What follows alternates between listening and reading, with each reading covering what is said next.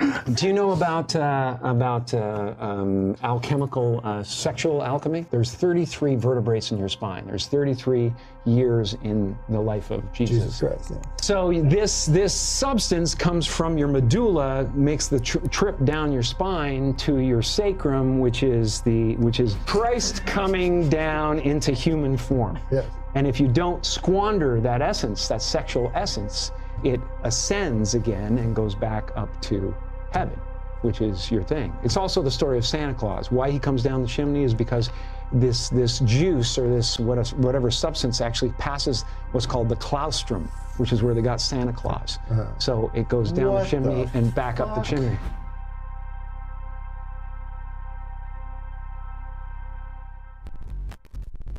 In the brain, in the cranium, there is the cerebrum. And in the cerebrum, and in particular the claustrum is sitting right there in the middle of the head, virtually. From the claustrum there is a secretion, brain fluid. And this fluid is an oil. And in ancient times, this fluid was called, in Greek, it's called Christos. It's called the Christ. It's this beautiful fluid which comes from the cerebrum and pours down the spinal cord. It goes down the spinal cord and it reaches the sacral plexus, right next door to the sacrum, which are the 5 second bottommost fused vertebrae bones at the bottom of the spinal column. The bottommost portion of the spinal column is called the coccyx. Then just above that is the sacrum. 5 fused bones. So the sacral plexus is connected to the sacrum. And the fluid which comes from the cerebrum pours down the spinal cord and comes to the bottommost part of the spinal cord. Now, the claustrum is otherwise known as the holy claustrum, simply because of this beautiful oil, this Christos, that is produced and secreted. You see, the word secret comes from secretion, because this secretion is a secret. And the sacrum is the sacred part of the secret. As the secretion pours down the spinal cord and reaches the sacrum, this is the marvelous way in which our body has been designed. And the spinal cord is basically just an extension of the brain. It also does thinking. And you see, the holy claustrum is otherwise known as the Santa claustrum. You see, because this fluid that goes down to the sacred plexus is a sacred fluid. And this is where the story of Santa Claus bringing presents down the chimney comes from. It's a story of physiology. And the Bible is a beautiful manual of physiological regeneration. What happens with this fluid is that every month when the moon is in the sign where your sun was when you were born, every month there is a germ or a seed planted in the solar plexus, which is just above the sacral plexus. And that germ is the oil, the Christ, which is born in Bethlehem, because the solar plexus is otherwise known as Bethlehem, where the seed, where the Christ is born. And that seed, that oil, needs to return whence it came, in the midbrain. You see, as the oil ascends the spinal cord, the vibration of the oil of the Christ increases. And you see, first of all, the oil is differentiated in the pineal gland and the pituitary gland before it is sent down the spinal cord. And the pineal gland is the electric portion, and the pituitary gland is the magnetic portion. So the oil is differentiated and it is brought down the spinal cord via the pingala and the ida nerves. These are what is otherwise known as the kundalini and the kundabhatha. So it arrives at the sacral plexus and awaits for the germinating of the seed once a month, 12 times a year. And if we are able to transmute that seed and cause it to rise, as it rises in the spinal cord, it eventually reaches the medulla oblongata and the pons and the midbrain, and it crosses the vagus nerve, otherwise known as the pneumogastric nerve. It's a nerve which descends from the brain area, from the pineal and pituitary glands, respectively, and it feeds the lungs and the stomach. It's a network of nerves, and this network of nerves is called the tree of life. And you see, the ancients knew that this seed that is born in Bethlehem once a month is the Christ, and that if one were to abstain from sex during that period, that oil and seed would be saved, and it would rise, and it would burst through the heart chakra, through the throat chakra, and eventually the oil would arrive with its higher vibration, because you see at the bottom the oil has a very low vibratory rate, whereas with proper practices, meditation, breathing, good eating, and good peaceful behavior, one is able to raise that Christ, that oil, so that it crosses the vagus nerve at the top of the spinal column, the 33 vertebrae of the spinal column. You see, because the Christ is crucified at 33 years of age. When the oil arrives at the very, very top, there awaiting is the optic thalamus, an egg-shaped organ in the middle of the head. When it crosses this pneumogastric nerve, this is called the crucifixion. The oil is not killed and destroyed, but it is magnified 1,000-fold. And the oil then touches the optic thalamus, and for 2.5 days remains in a condition that is considered to be dead, and then reaches the pineal gland after 2.5 days and illuminates the optic thalamus and the pineal gland. The optic thalamus was known as the light of the world by the Egyptians and the Greeks, because they knew their physiology and anatomy, and they knew that this precious oil, which descended from the claustrum, from the cerebrum, and was differentiated in the pineal and pituitary glands, and descended the spinal cord, they knew that it would ascend eventually, and that the enlightened portion of mankind were able to cause this Christ oil to ascend, so that it would ascend to the optic thalamus and cause it to be lightened. What in turn happens is that millions of brain cells that were dormant are now awakened. And you see, there are practices and there are things that are very, very detrimental about this oil, or that are detrimental to this oil. For instance, overeating and alcohol and sex practiced at the wrong time. These destroy the seed, and this is what is known as eating from the tree of life. Because you see, the ancients knew that once the oil is depleted because of riotous living, the fleshly organism dies, death results from using up all of the oil.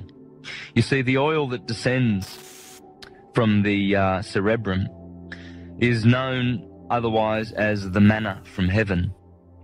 You see, because heaven means heaved up. And the head, the cranium, the dome which sits on top of the torso, that was known as the heavens, you see. And the heart area and the heart chakra was known as the Midgard, or the middle garden. And the generative area was known as Sodom and Gomorrah, the area of desire, animal desire, you see. And otherwise known as Egypt and hell and the world, etc. Whereas the Garden of Eden and the land flowing with milk and honey, that's upstairs. In fact, the pineal gland produces the honey, a secretion known as honey, which has DMT in it, and the pituitary body secretes the milk. This is the milk and honey. And the land flowing with milk and honey is upstairs. This is a sacred secret simply because the secretion which comes from the sacral plexus is one of the most important things that we need to know for physiological regeneration. You see, by saving the seed, one can actually live longer. In fact, the ancients used to live for thousands of years by protecting and keeping this this secret and guarding it. The Egyptians built ascension chambers, pyramids, for this very purpose, and they taught the science of respecting and keeping and guarding and looking after this beautiful oil. And if you know the Gospels well, you will know all the scriptures that are referring to it. You see, I am the light of the world. He that follows me shall not walk in darkness. The light of the world is the optic thalamus. Keep your eye simple, for if your eye is dark, your whole body will be dark. That eye has always been known as the third eye. In fact, it's the spiritual eye. Now, as for the deniers, you see, most churchgoers will be denying this because in their mind, Jesus Christ is a historical person which must return physically in order to save them, because they cannot save themselves. They need a vicarious third-party savior. Whereas the opposite is true. And this is what the so-called Apostle Paul was talking about when he referred to the sacred secret of the Christ within, the Christ that dwelleth within. For you see, the kingdom of God is within. It's not without. And in fact, the words of Jesus are pretty clear where it says, do not be looking out there, for the kingdom of God will not come with striking observableness. Don't look here and don't look there, because there will be deceivers saying, oh, there he is, here is the Christ, there is the Christ. Because the process is within. And unless one is able to raise that energy and get out of the bottom chakras. You see, the bottom chakras deal with sexuality, strife, envy, power, greed, wealth, and all of those things. And if one is constantly seeking those things and constantly eating of the fruit of the tree of life, you see those beautiful nerves, the pneumogastric nerve system, they are responsible for bringing the oil back up, those beautiful spiritual presence. And we are the ones who are responsible for channeling that oil, that Christ seed within, so that it eventually is crucified in the middle of the head. You see, the cerebrum is hollowed out, and the midbrain and the limbic system at the top of the spinal cord is the holy of holies. And the cerebellum, which sits at the back of the brain, this is otherwise known as the small brain. The cerebrum is associated with the top of the head, Aries, and the cerebellum is associated with Taurus, and the left brain, the male left brain. The right brain is the feminine, and it is connected to the cerebrum, Aries, the God brain. You see, we have the God man is the cerebrum, the Adam man, is the cerebellum. Now, churchgoer, you won't get any of this in church. This is esoteric truth. Exoteric truth denies this and has been perpetuated for the last few thousand years by so-called Christian churches in order to deny and hide the true story of physical regeneration. In the past, people have lived for thousands of years by preserving and conserving this oil and transmuting it so that it reaches the optic thalamus. You see, what happens when the oil reaches the optic thalamus is that new blood is generated in the body. Until such time as this process has occurred, we will have old, toxic blood in our physical organisms.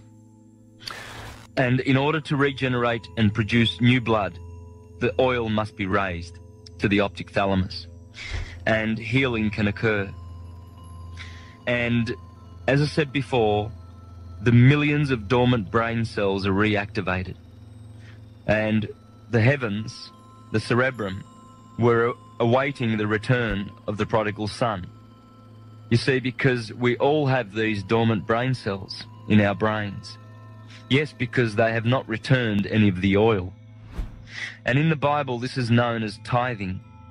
You see, this is why the Bible says you must return 1/10 to the Lord. Remember, the Lord, the L-O-R-D, refers to the gold. You see, this is how we turn lead into gold. Our spinal cord is like a thermometer. And as the mercury rises with warmth, the more so with enlightenment and consciousness and knowledge, we are able to raise the condition of this oil. And as it climbs the spine and ascends, it raises its vibration. In fact, when it gets crucified at the top of the spine where the pneumogastric nerve is crossed, this does not mean death. This means, crucifixion means to multiply 1,000-fold. And you see, not only is physical regeneration a result of this, but also spiritual regeneration. And one is able to experience the higher mind and clairvoyance.